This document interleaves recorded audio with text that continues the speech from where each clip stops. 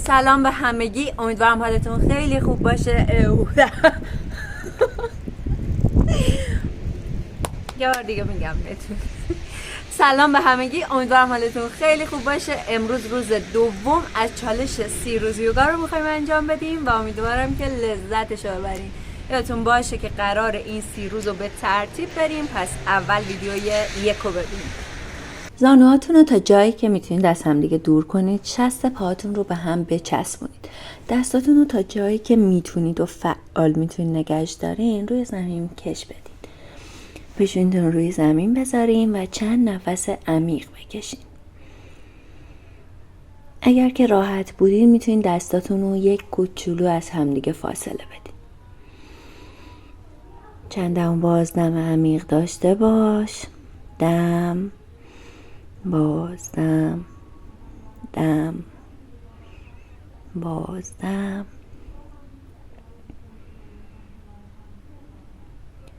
هر وقت که آماده بودی بیا بالا، تو حالت 4 دست و پا قرار بگیر و توی بدنت یه موج ایجاد کن، انگار دور محور دستات داری میچرخی. تا جایی که میتونی بدنت رو بکش. دارم با بدنم یه دایره میزنم.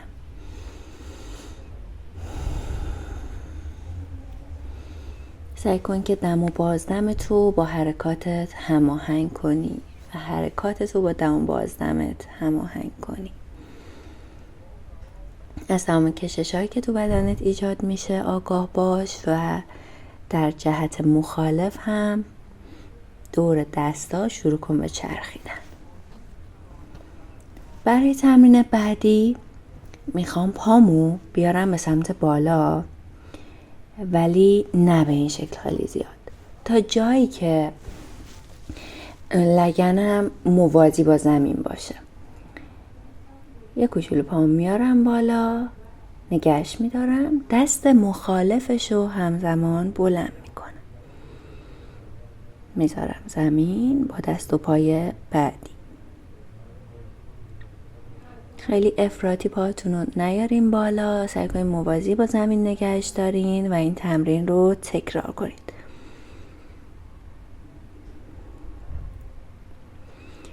تمرین بعدی گربه گاوه. میخوام با دم سرتون رو از بین دستاتون بیارین بیرون، دنبالچه به سمت بیرون و با بازدم سرم توی دنبالچم داخله و بالا تنم و کمرم رو کشیدم به سمت آسمون. دم بالا، بازدم پایین.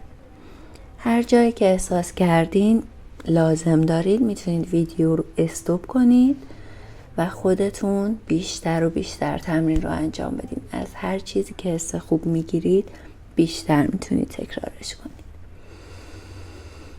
دم بالا، بازدم پایین.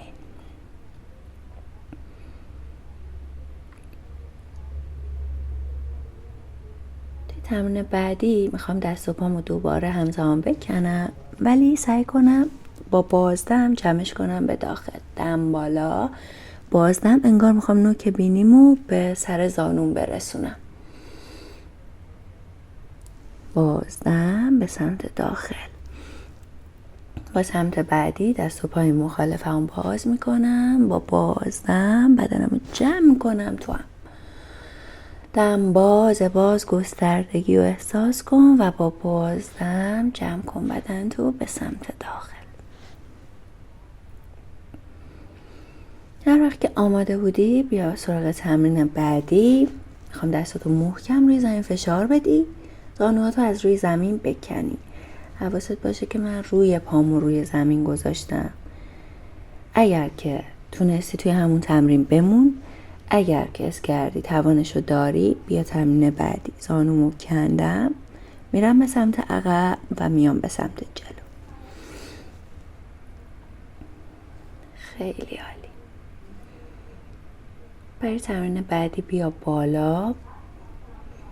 میخوام دنبالچتون به سمت داخل باشه.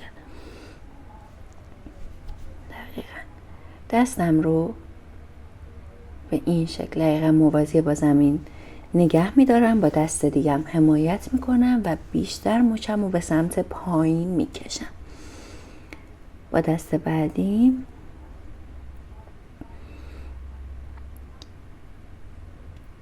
خیلی عالی. تمرین بعدی که میخوام انجام بدین اینه که کف دستاتون رو بالای لگنتون بذارین طوری که انگشتاتون به سمت سرتون باشه. اینطوری میخوام کامل قفسه سینه‌تون رو باز کنید و دنبالچتون هم به سمت تو رفته باشه و به سقف نگاه کنید. توان بدنتون هر چقدر که هست، میتونه اینجا باشه، میتونه اینجا نگه دارید،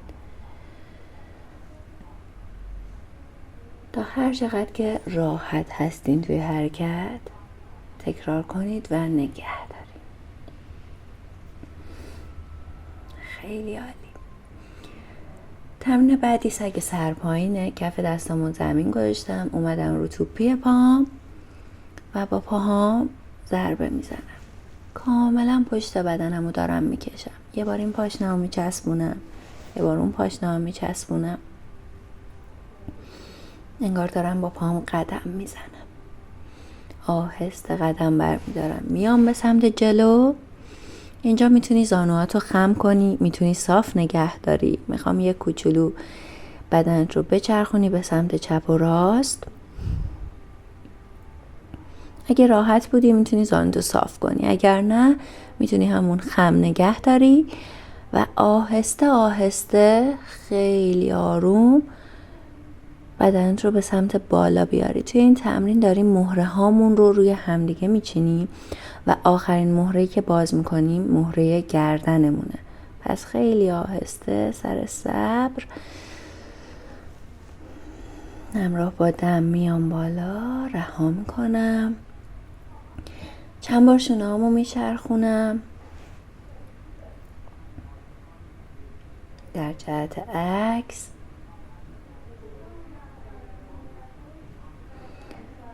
یه کوچولو گردنم رو گرم میکنم، انگار با نوک بینیم دایره میزنم در جهت عقربه های ساعت، برخلاف جهت عقربه های ساعت.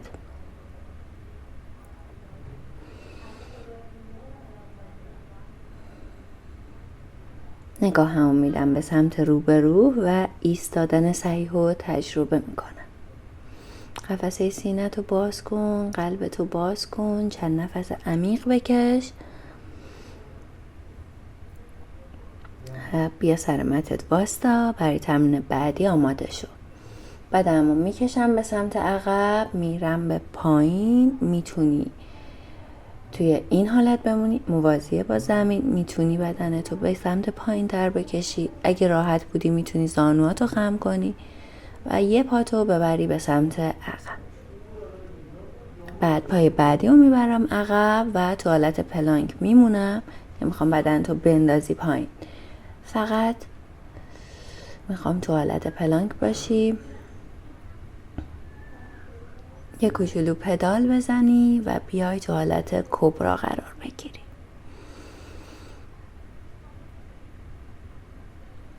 همراه با بازدم سگ سرپایین شو.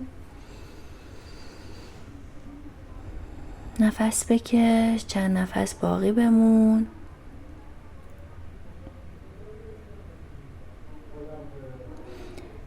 هر حرکتی که توی بدن احتیاج میبینی انجام بده. که بخوای بالا تنتو تکون بدی، پاتو دونه تونه تکون بدی.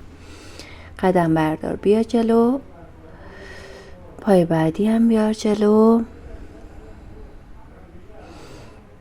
آهسته دم بگیر، بیا بالا و بازدم. تمرین بعدی که میخوام انجام بدین صندلیه. یه کوچولو انگار میخوای روی صندلی بشین، دنبالچم به سمت بیرون نیست، میکشمش تو، دستامو میکشم تا جایی که میتونم عقب. حواسم هست که زانوام از شست پام بیرون نزنه. از همینجا خم میشم به سمت جلو. بازم تو میتونی زانواتو خم نگه داری. پامو دونه دونه میبرم عقب. بازم میام تو وضعیت پلانک قرار میگیرم. آهسته بدنمو میذارم زمین، میام کبرا و حرکت رو تکرار میکنم. میام بالا، دم میگیرم، با بازدم پیشونیمو میذارم زمین. برای تمرین بعدی دوباره بیا توی سگ سرپایین. سعی کن این بار عمیق‌تر انجامش بدی، چون بار سوم امروز داری سگ سرپایین رو انجام میدی. یه پاتو بکش بالا، بازم نمیخوام افراطی، همینجا نگهش دار و با بازدم پاتو سعی کن تا جایی که میتونی بیاری جلو. بعد آروم آروم قدم برداری، پاتو بذاری بین دوتا دستات و دستاتو بیاری به سمت بالا.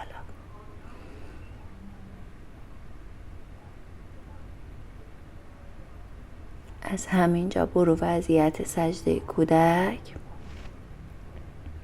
یه کوچولو به بدنت استراحت بده. اگر خواستی میتونی ویدیو رو پاز کنی و بیشتر توی وضعیت استراحت بمونی.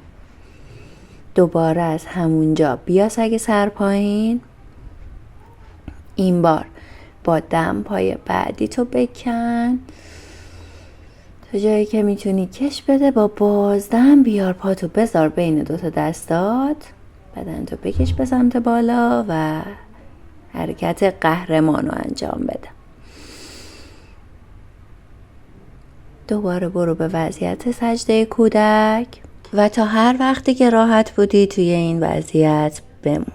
چند تا نفس عمیق بکش و یه استراحت خیلی خوب به بدنت بده. بعد از اون با کمک دستات بلند شو و تلاش کن توی وضعیت نشستن صحیح قرار بگیری. پاتو جلوت میخوام دراز کنی و میتونی اینجا یه کوسن یا یه پتوی تا شده زیرت بذاری که کمکت میکنه قوز نکنی. پنجه پاتو به سمت خودت نگه دار و تا هر جا که توان بدنت بود بیا پایین. یه وقتی توان بدنت اینجاست، یه وقتی اینجاست، یه وقتی اینجا برای تو کافیه. تا هر جایی که میتونی و بدنت قوز نمیکنه بیا به سمت پایین. اگرم میتونستی دستت میرسید بیا جلوتر پاتو بگیر. یه کشش خیلی خوب و پشت پاهات احساس میکنی. هر وقت که آماده بودی با دم برگرد به سمت بالا.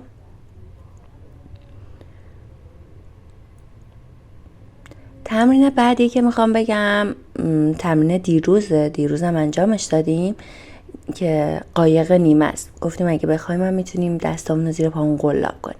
حالا امروز میخوام اگر میتونستید برای بازدم دستاتون رو بکشید به پهلو و بدنتون رو گسترده کنید، قایق کامل رو انجام بدید. اگر هم راحت بودین میتونید همون تمرین دیروز رو تکرار کنید، هیچ عجله‌ای نیست. بعد از این تمرین چند تا گهواره بزن، یه ماساژ خوب به ستون موهات بده.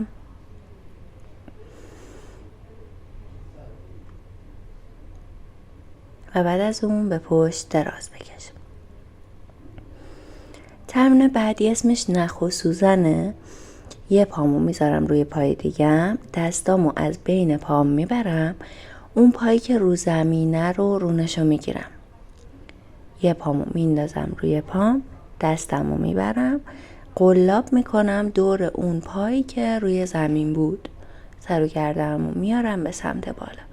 یه بار دیگه این تمرین رو میرم چون سریع انجام دادم. میخوام شما هم اگر داشتین نگاه میکردین این سری با من همزمان انجام بدین. در تمام طول این تمرین سعی میکنم این زانومو که اول آوردم به سمت بیرون الان بکشم به سمت اون پایی که صافه. همش میخوام زانومو هول بدم به سمت بیرون.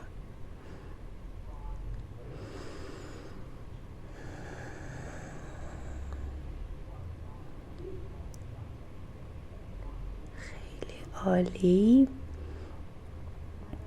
برای انجام دادن تمرین بعدی دستاتون رو پشت سرتون قلاب کنید، پاهاتون رو جمع کنید توی شکم، پاها بره سمت راست، سر به چرخ سمت چپ.